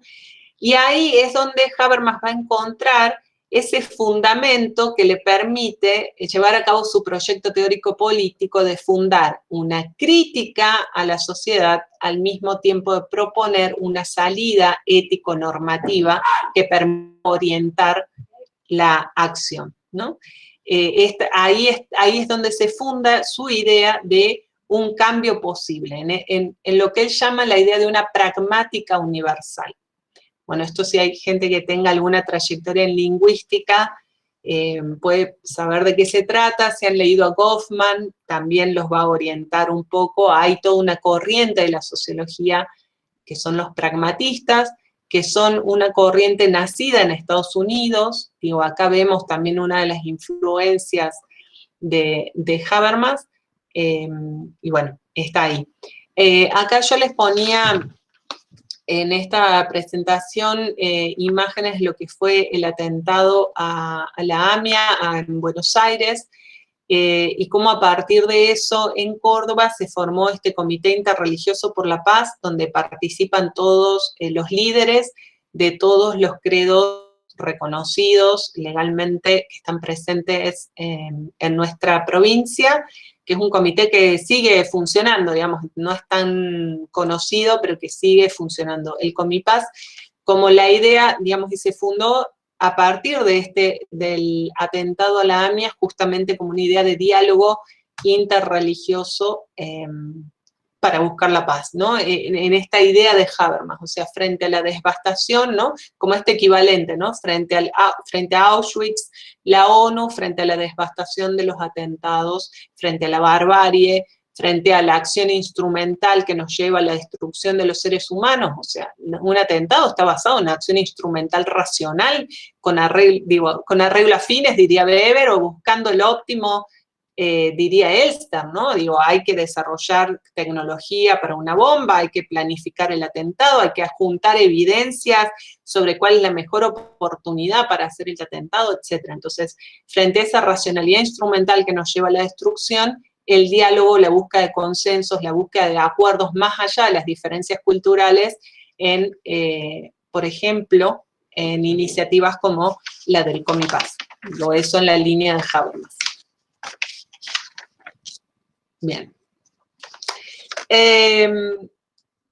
En el texto, de los dos textos que ustedes tienen, sobre todo en el de 1994, el de observaciones sobre el concepto de acción comunicativa, ahí es sobre todo donde encuentran lo que voy a desarrollar un poco más ahora. Digo, yo en la presentación puse la referencia original, que en el texto Teoría de la Acción Comunicativa de Habermas, de 1981, pero en el que tenemos nosotros en la bibliografía es el de Observaciones sobre el concepto de la acción comunicativa, de 1994. ¿Cuál es esa propuesta de Habermas, digamos? ¿De qué habla él cuando habla de acción comunicativa? ¿A qué se refiere? Y él dice que cuando hablo en las estructuras mismas del lenguaje, de cualquier lengua, de cualquier idioma, ¿no? Si no estamos hablando en términos estructurales, está implícita la pretensión de estar de acuerdo con el oyente, está implícita la búsqueda de un entendimiento con la persona a la que me dirijo. Y eso dice, en todas las lenguas, en todos los usos del lenguaje, incluso en los usos que no tienen por finalidad estar de acuerdo, por ejemplo, en los usos que tienen por finalidad debatir o discutir con otra persona, estoy buscando estar de acuerdo en la base de nuestra comunicación. Por ejemplo, dice Habermas, hablar implica querer estar de acuerdo porque lleva implícitas pretensiones de validez sobre aquello acerca de lo que hablo. Es decir, en lo que buscamos estar de acuerdo no es en el contenido de lo que decimos, porque podemos estar diciendo algo justamente para contradecir a otra persona, sino que en lo que buscamos estar de acuerdo es en la estructura que organiza nuestro diálogo.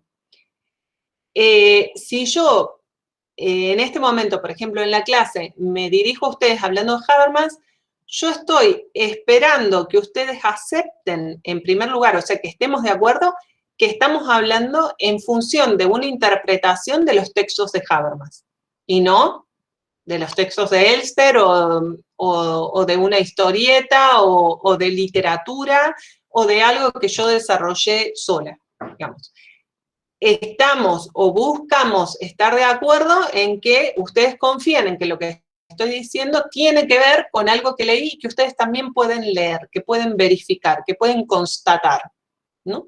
En algo que es externo a mí, que no estoy contándoles mis vivencias y mis experiencias, por ejemplo, ni mis imaginaciones o alucinaciones, cosa que podría ser posible. Yo les estoy hablando de algo que ustedes también pueden verificar cuando lean esos textos, ¿no? Entonces, podemos no estar de acuerdo, ustedes y yo, en la interpretación que hacemos de lo que leemos, pero en lo que busco que estemos de acuerdo al dirigirme a ustedes es en que estamos hablando de determinados textos que hacen determinadas propuestas, ¿sí?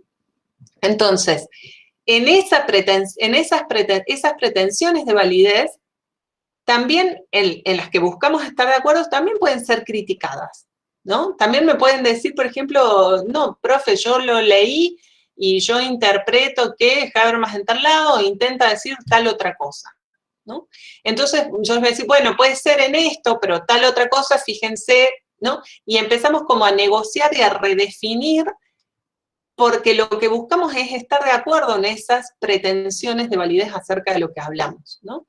Entonces pueden ser criticadas, pueden ser objetadas, pero por eso mismo se argumenta y se ofrecen razones de por qué decimos lo que decimos, ¿no?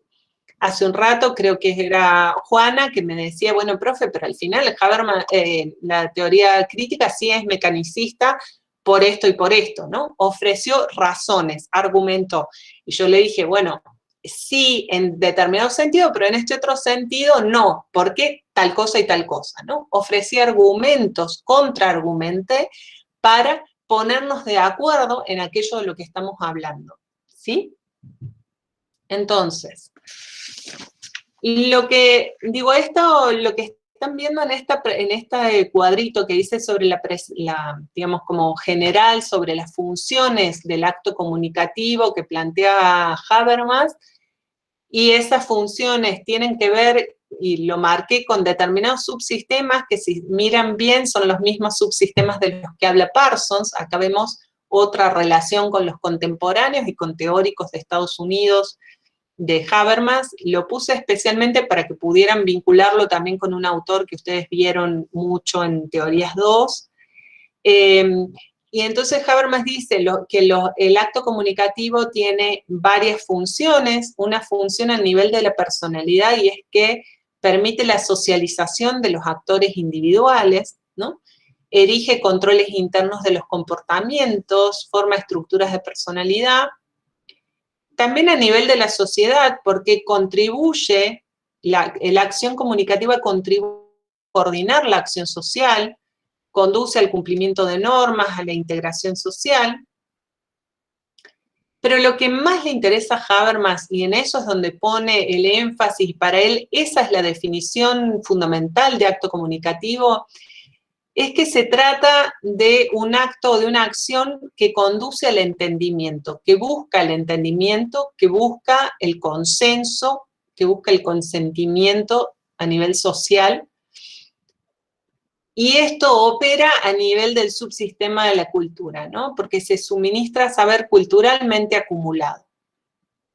Pero digo, esto no es tan central, digamos, no nos vamos a concentrar en esto. Les quería mostrar solamente para que vinculen con Parsons, para que vean también que Habermas piensa en muchos niveles el acto comunicativo, pero lo fundamental para él es la búsqueda del entendimiento, la búsqueda del consenso. En esto sí nos vamos a centrar, y es en cómo funciona cómo funciona la acción comunicativa, cómo funciona esta búsqueda de entendimiento.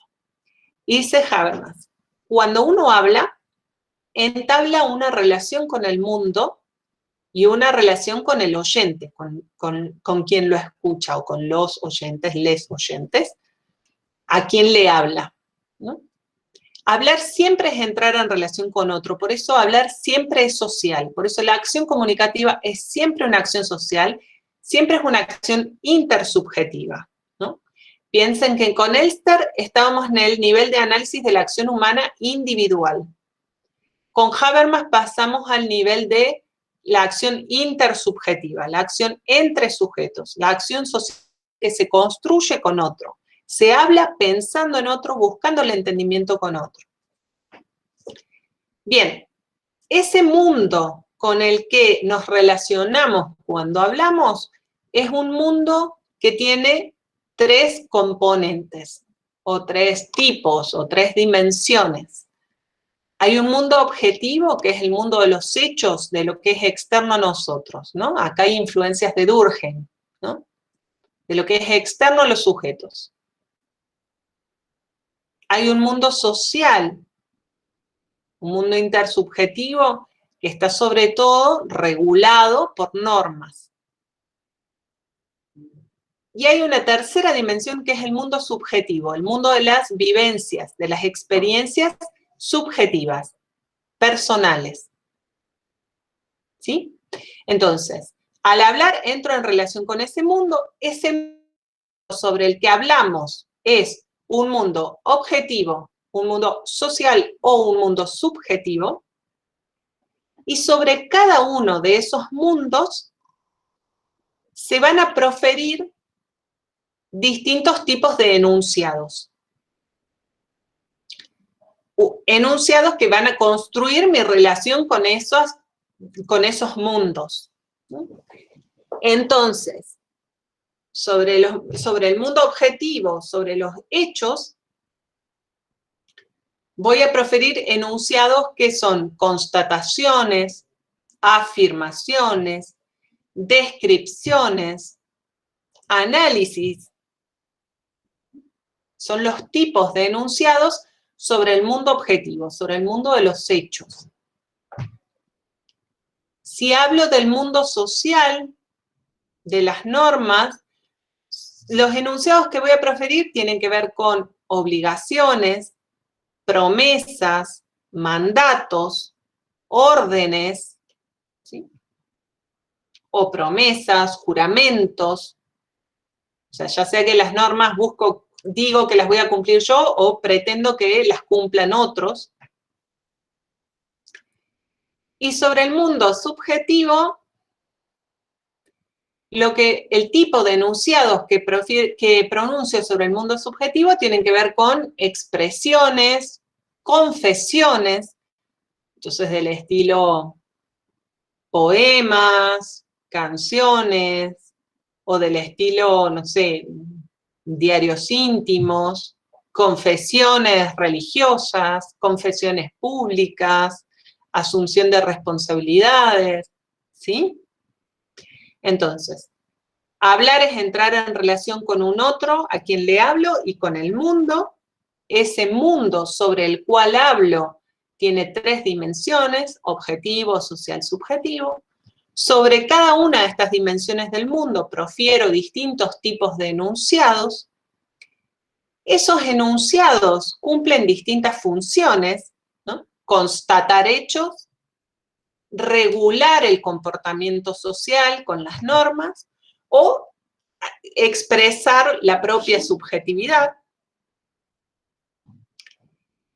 Y acá viene, sí, lo más importante del planteo de Habermas, y es que a cada tipo de enunciado sobre el mundo no solo corresponde una función, sino que corresponde una pretensión de validez.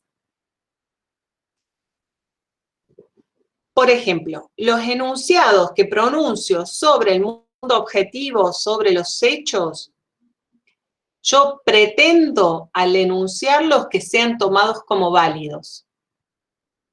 Perdón, que sean tomados como verdaderos, ¿no? Pretendo que ustedes y yo coincidamos sobre la verdad de lo que hablo, ¿no?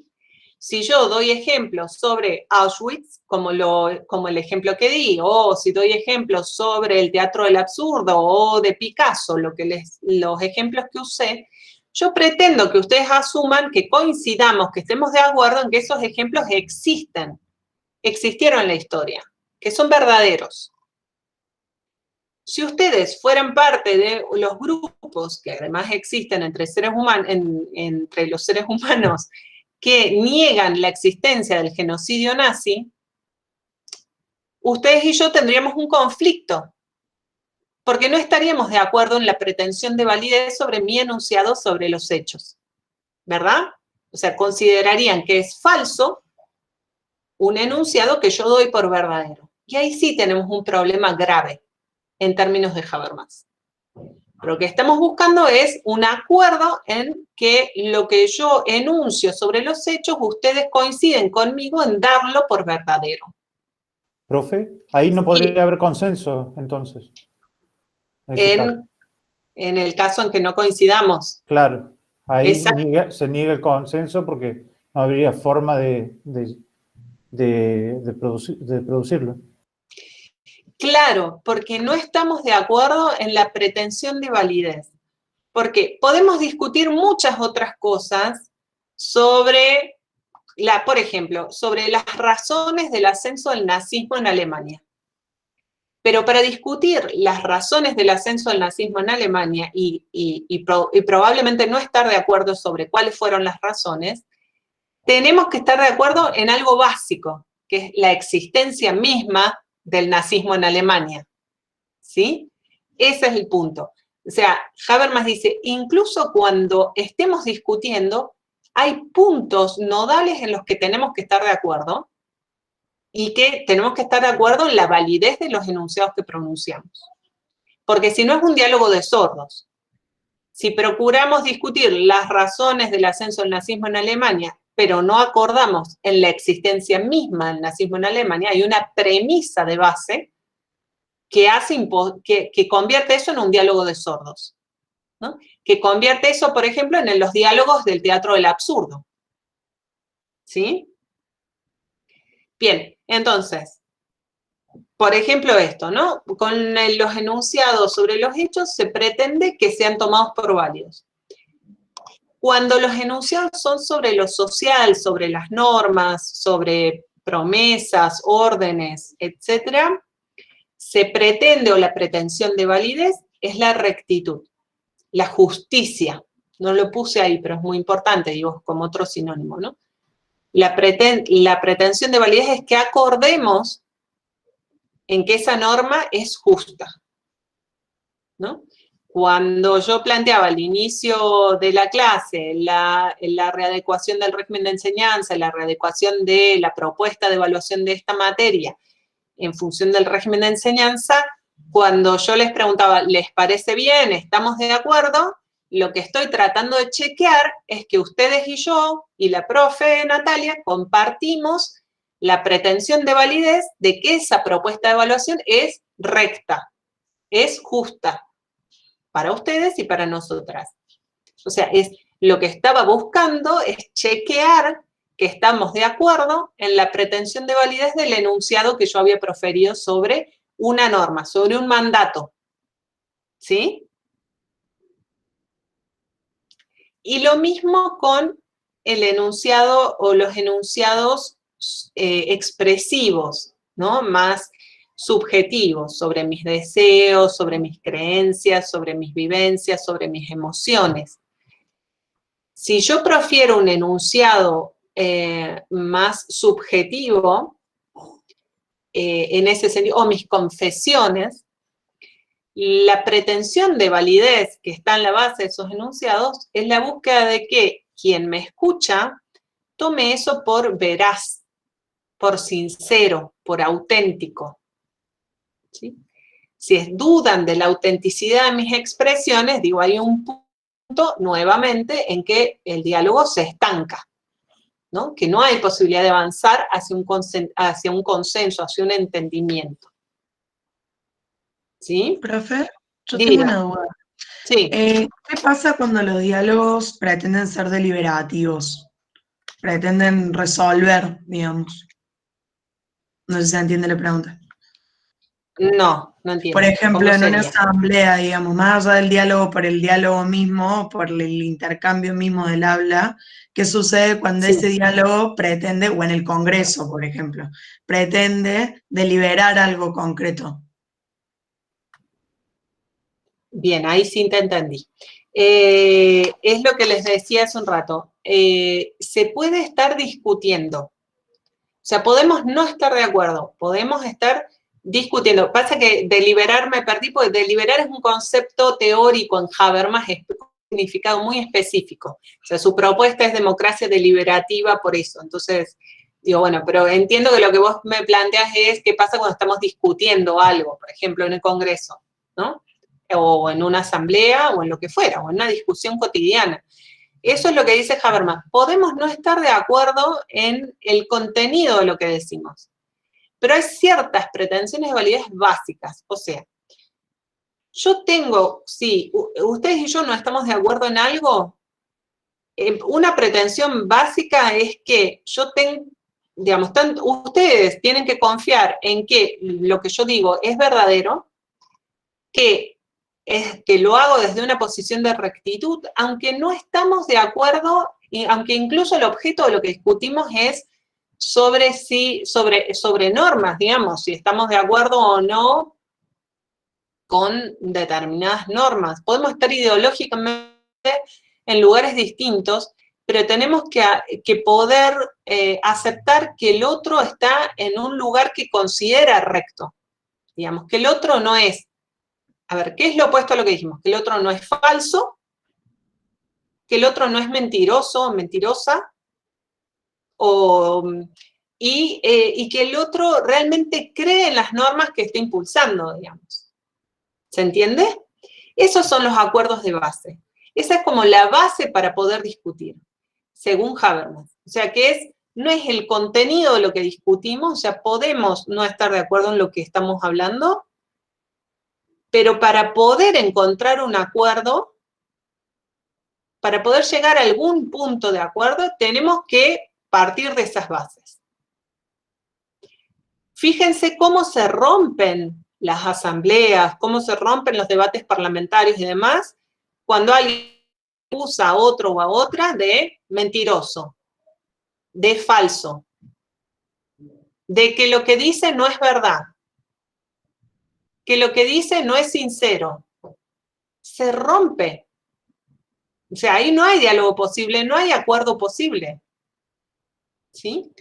Puedo discutir genuinamente con alguien que está en mis antípodas ideológicas y que tiene una propuesta radicalmente diferente a la mía, pero si creo en que lo que dice sobre los hechos es verdad, o sea, si puedo confiar en eso, hay como Habermas no habla de confianza, pero hay niveles de confianza básicos que tienen que ver con estar de acuerdo en esas pretensiones de validez.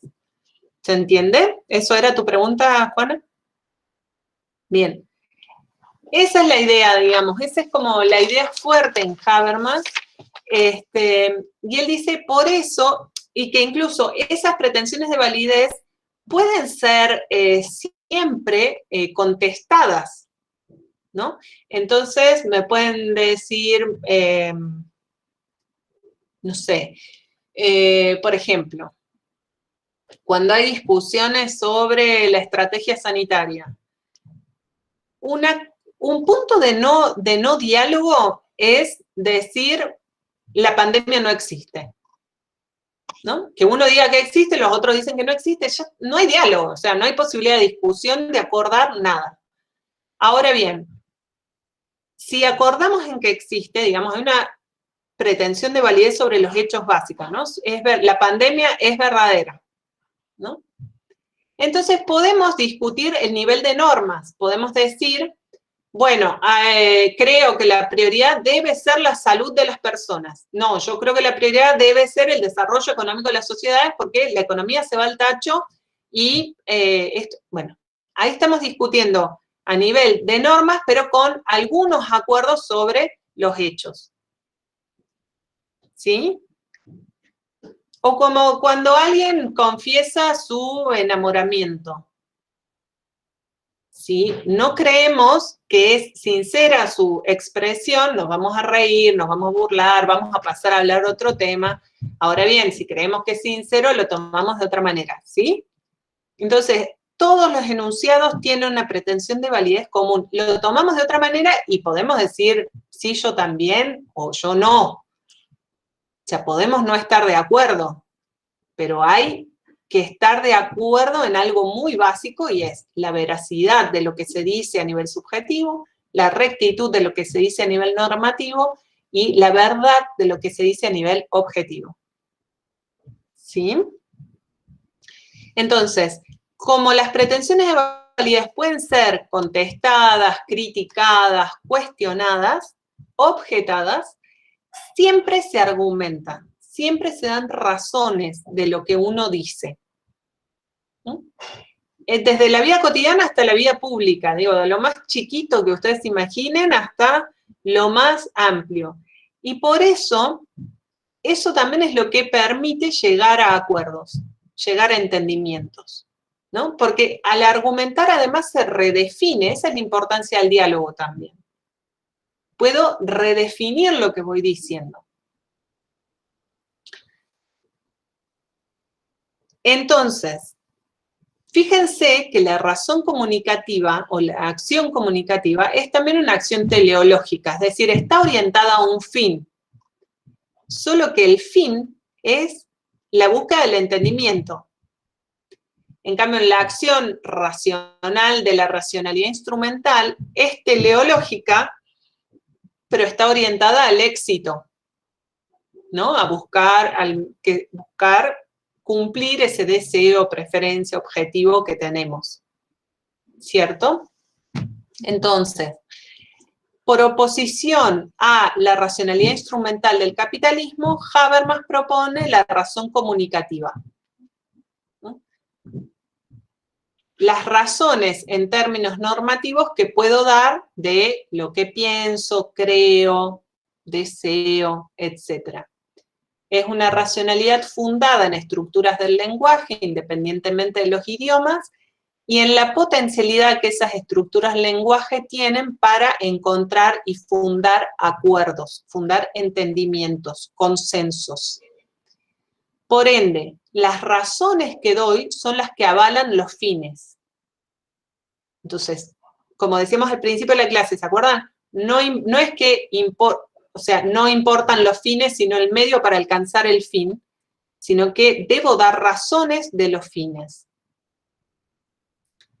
Y esta es la propuesta teórica de Habermas, digamos, la acción comunicativa, es su respuesta a la búsqueda de fundamentar la crítica y al mismo tiempo fundamentar la utopía posible. Bueno, sí, seguimos la próxima clase en la cuestión teórica. ¿Dudas, preguntas, comentarios hasta acá? ¿Todo bien? Bueno.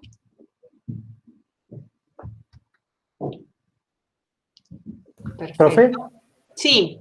¿hay algo de la comunicación del presidente para el tema de la pandemia, cuando se juntaban los tres el presidente gobernador de la provincia y el jefe de gobierno de la ciudad de Buenos Aires? ¿Hay algo de esto de algún asesor que haya leído Habermas? ¿O no tienen mucha relación? Puede ser que hayas leído. Con lo de consenso y lo que se comunica, digamos. Sí, me sonó. sí, tal cual. Bueno, no, efectivamente, de hecho, hay hay asesores presidenciales que sin ninguna duda seguro leyeron Habermas, porque además son sociólogos y sociólogas. No sé si habrán pensado desde Habermas esto, pero justamente fíjense cómo frente a las grandes catástrofes de la humanidad, digo, yo les puse el ejemplo, de Auschwitz, que es el ejemplo en el que están pensando en la teoría crítica, o el atentado a la AMIA o la Embajada de Israel acá en Argentina.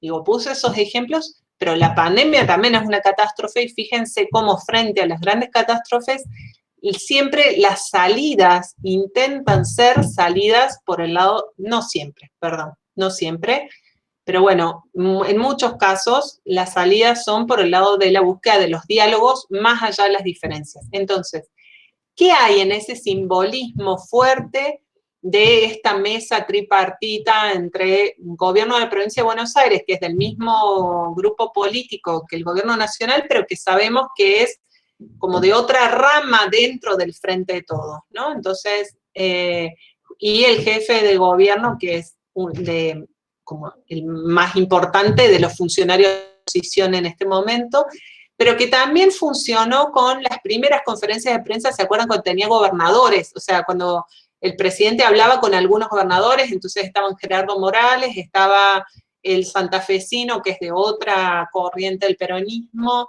o del socialismo, había alguien más, digo, pero me acuerdo que esas primeras conferencias de prensa con gobernadores eran gobernadores elegidos en función de que representaban espacios políticos de los grupos de gobernadores. Entonces ahí había también, ya en la puesta en escena de la conferencia de prensa, estaba esto que vos decís de tratar de mostrar cómo, independientemente de los acentos ideológicos o políticos que pudieran tener, y también en los acentos distintos que tienen al enfocar la pandemia y las medidas que toman, hay pretensiones de validez en las que están de acuerdo, hay acuerdos estructurales básicos. La pandemia existe. Es uno de los temas más graves de prioridad de la agenda en la ciudad, en las provincias y a nivel nacional, y en eso están todos de acuerdo. En la rectitud, digo, la pretensión de rectitud, las medidas de aislamiento, las medidas de distanciamiento, todas las que se fueron mencionando, estamos todos de acuerdo en que son rectas, son justas, son necesarias, y que hay que coordinar la acción social. Recuerdan la filmina anterior, hay que coordinar la acción social en función de esas normas. Y además, hay otro detalle. Recuerden que en esas conferencias de prensa el presidente usaba mucho mi amigo Horacio, ¿se acuerdan? Y mi amigo Axel, usaba mucho, y sigue usando, la idea del amigo. E incluso, algo que no estaba muy de acuerdo con las medidas sanitarias que pregonaban, pero incluso les tomaba el brazo o la mano, cuando les daba la palabra, ¿se acuerdan que les tocaba el brazo o les palmeaba? Digo, había una expresión física también de la sinceridad, digo, de la pretensión de que no solo es un acuerdo coyuntural para quedar bien, sino que hay algo de sinceridad subjetiva en esa presentación que estaban haciendo para buscar una acción coordinada, justamente. Sí, sí, es un excelente ejemplo, totalmente. Bueno. ¿Algo más? Bueno, buenísimo. Descansamos 5 minutitos en línea y empezamos 6:30 el práctico, ¿les parece? Buenísimo. Perfecto. Me alegro. En 5 nos vemos entonces. Adiós.